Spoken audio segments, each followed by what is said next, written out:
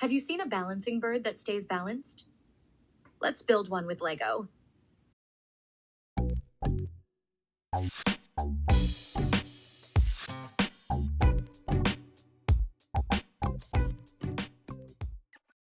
Follow the shape of the balancing bird and add weight to tips of the wings.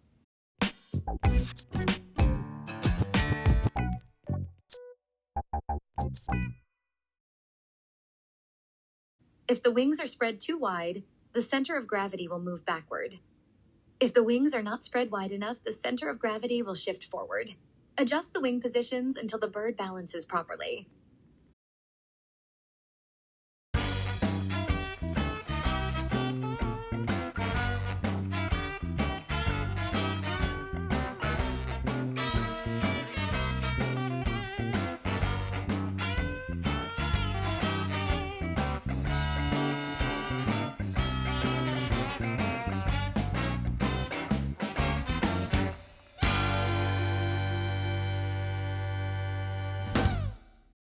Thanks for watching. If you like this video, please give it a thumbs up and subscribe. Bye!